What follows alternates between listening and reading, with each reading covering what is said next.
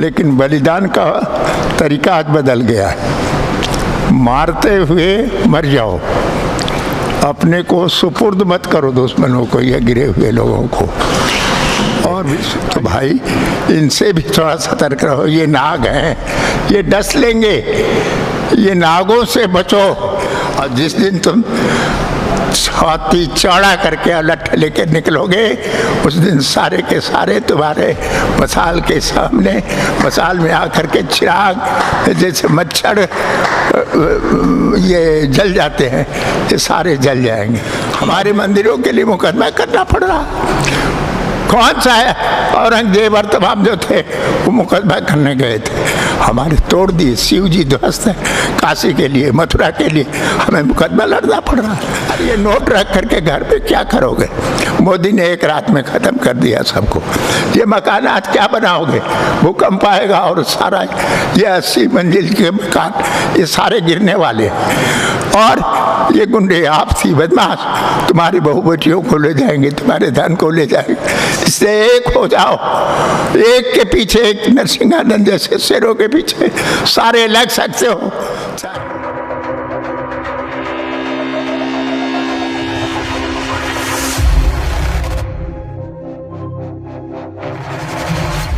गुरुर् ब्रह्मा गुरुर्विष्णु गुरुर्देव महेश्वरा गुरुर साक्षात परब्रह्म तस्मै श्री गुरुवे नमः। आज हमारे साथ यति नरसिंहानंद सरस्वती जो हमारे पूज्य गुरुदेव हैं और गुरुदेव के गुरुदेव जी आज यहाँ पे मौजूद हैं हमारे साथ में। और आप देख सकते हैं कि ऑक्सीजन का पाइप लगा हुआ है, लेकिन इसके बावजूद भी डासना मंदिर पहुँचे। तो स्वामी जी के पास हम चलते हैं। बोला तो जाता है। हाँ स्वामी जी, आप इतनी दूर से चलकर आए हैं, क्या प्रयोजन रहा, किस मकसद से आप यहाँ पहुँचे? बंधु, ये सिद्ध पृष्ठ है जी, और एक ऐतिहासिक जगह, और ऐतिहासिक जगह में एक वीर बलिदानी बंदा नरसिंहानंद बैठा है, और इसने हिंदुत्व का मसाल जलाया जो शांत होता चला जा रहा था। और इस मसाल को सब मिलकर के जलाओ। बलिदानी सब कुछ होता है, लेकिन बलिदान का तरीका आज बदल गया है। मारते हुए मर जाओ, अपने को सुपुर्द मत करो दुश्मनों को या गिरे हुए लोगों को। और विश्व का ये इतिहास है कि सबसे ज़्यादा मुसलमानों ने जो हत्याएं की है वो हिंदुओं की है और भारत में किया है। जितने मंदिर तोड़े गए वो भारत के तोड़े गए, और देश का बंटवारा अगर हुआ तो भारत का हुआ। और बांटने के बाद भी वो जो रह गए गांधी जी की कृपा से, या और जो लोग रहे, नरम दल कहते थे कुछ नहीं। इन नरम दल वालों ने क्या किया? भगत सिंह, चंद्रशेखर, खुदीराम बोस, पंडित विश्वेश्वर सुभाष, सबको राजनीतिक दृष्टि से भी मारा और हत्या करवाई। इसलिए मुझे तो करबद्ध प्रार्थना अपने बलिदानियों से है कि युद्ध करते हुए और चिराग नहीं मसाल जलाते हुए कि जिससे सारा विधर्मी उसी में पतंगे की तरह आकर के समाप्त हो जाए, और तुम मानव जगत को एक विशाल चिराग दिखाओ, प्रकाश दिखाओ, विशाल सूर्य की तरह ज्ञान दो, और मानव फिर से हरा भरा हो जाए। आज जो कुछ भी लड़ाई है उनमें दम नहीं है, केवल तेल निकल आया, तेल का पैसा है, और तेल का पैसा ये सारा रचना रच रहा है। चाहे वो पाकिस्तान हो, बांग्लादेश हो, और हिंदुस्तान में भी सैकड़ों बांग्लादेशी हैं, सब जगह हैं। और हमारे कुछ लोभी भाई चाहे बैलेट के लिए कि उनको वोट मिलेगा, वो उनके संरक्षण करते हैं, उनको पैसे देते हैं, उनको बढ़ाते हैं, मिले या न मिले। तो भाई इनसे भी थोड़ा सतर्क रहो, ये नाग हैं, ये डस लेंगे, ये नागों से बचो। ये हिंदुत्व इनमें है नहीं, केवल हिंदुत्व का चोंगा पहने हुए हैं। अगर हिंदुत्व होता तो ये कभी भी ये कुकृत्य न होता, देश में ये निम्न प्रकार की प्रवृत्ति पैदा नहीं होती। वीरता हमेशा बलिदान से आता है, लेकिन बलिदानी भी वही होता है जो हजारों लाखों को, विधर्मियों को, पकड़ों को की तरह, मुर्गों की तरह काटने की क्षमता रखता है, और तभी विजय श्री मिलता है। केवल बलिवेदी पर स्वयं चला जाना ये वीरता तो है ही, बहुत श्रेष्ठ है, बड़ी बड़ी कहानियां हैं, बड़ा बड़ा इतिहास है, लेकिन उससे भी मेरी समझ से परशुराम बनना चाहिए, राम बनना चाहिए, बहुत बड़ी शिव बनना चाहिए, और तब जाके सनातन संस्कृति बचेगी, तभी विश्व बनेगा। तुम्हारा तंत्र स्थान, तुम्हारा ज्ञान स्थान, तुम्हारी सिद्धियां सब क्यों चली गई? चूंकि तुम पैंट पहन के घूमने लगे। अंग्रेज गए लेकिन अंग्रेजियत नहीं गए। मुसलमानों ने इतना जड़ जमा लिया कि हम साहब को उर्दू बोले और उन्हीं की क्या काम कंटागिरी करें, उनकी सेवा करें। इसलिए उनको बिल्कुल बायकाट करो और देश से ही निकाल के बाहर फेंक दो।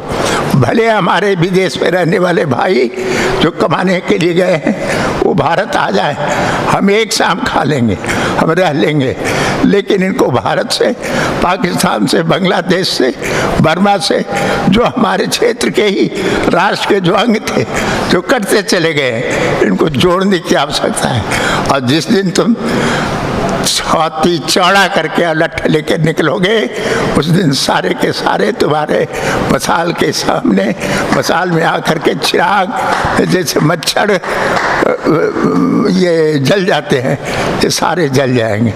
और देखो तो इसको अपने गादड़ भी खड़े हो जाते हैं अगर उन्हें शेर का खोल उठा दो। राम जन्मभूमि का देख लो, सत्ता ही बदल गई। भले हमारे जितने भी हैं वो स्वर्ग में गए या बूढ़े हो गए हिंदुत्व के पक्षधर, लेकिन सत्ता आई। अब सत्ता में बैठ गए हैं सब गादड़, सत्ता में बैठ गए सर्वधर्म संभाव। अरे हत्यारा और जीवन देने वाला, कसाई और जीवन देने वाला पोषक, ये दोनों बराबर कैसे धर्म संभाव कहाँ से आएगा? धर्म तो एक ही है जो सनातन है, उसी में से कोई पत्ता लेकर के पढ़ने लगा, कोई बकरी से लेके, कोई मुर्गा से लेके, तो बांग देने से कोई धर्म संप्रदाय थोड़े हो गया।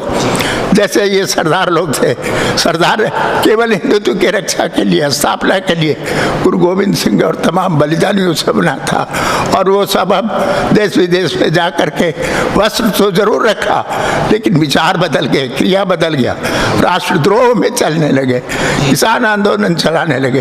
तो इस तरह से बड़ी सतर्कता के साथ और थोड़े से मुट्ठी भर जवानों को लेकर चलोगे तो तुम ब्रह्मांड विजय कर लो। आज रणदेवी तुम्हें बुला रही है, प्रतीक्षा कर रहे हैं कि आओ बेटे थे, ये तलवार लो, चलो बढ़ो, आगे बढ़ो, विचारों का, क्रिया का, चरित्र का। केवल गादड़ों की संख्या भी तुम्हारे पीछे वही चलेगी।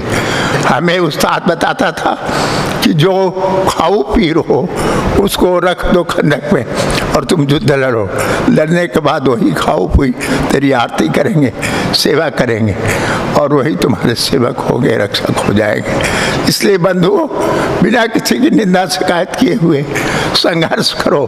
देश अभी आजाद नहीं हुआ, सांस्कृतिक आजादी नहीं मिली है, हमारे मंदिरों के लिए मुकदमा करना पड़ रहा। कौन सा है?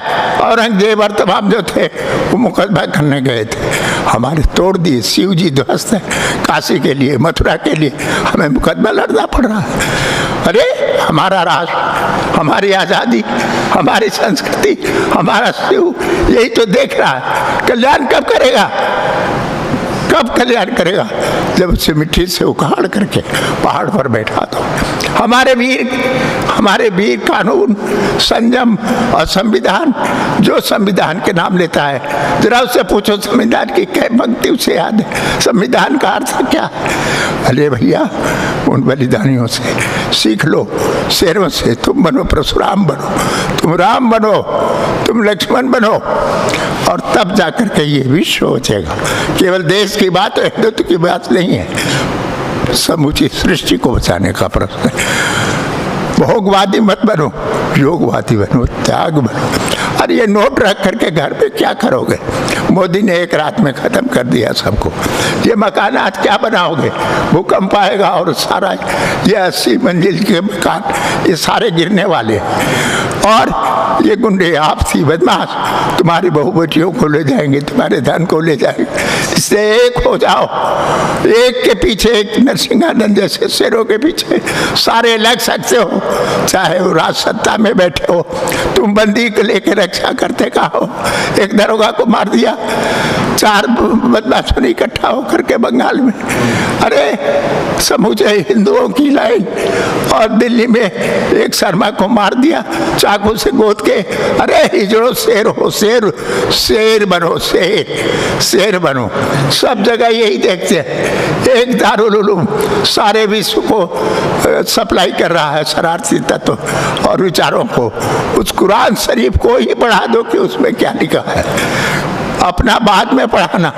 कुरान शरीफ को उजागर करो, हर हाथ में कुरान और गीता लेकर के चलो, रामायण लेकर के चलो, सबकी बुद्धि बदल जाएगी। लेकिन हाथ में शास्त्र के साथ शस्त्र होना चाहिए। शास्त्र के साथ अगर शस्त्र नहीं हुआ तो न मंदिर बचेंगे, न तेरी बहू बचेगी, न तेरा मकान बचेगा।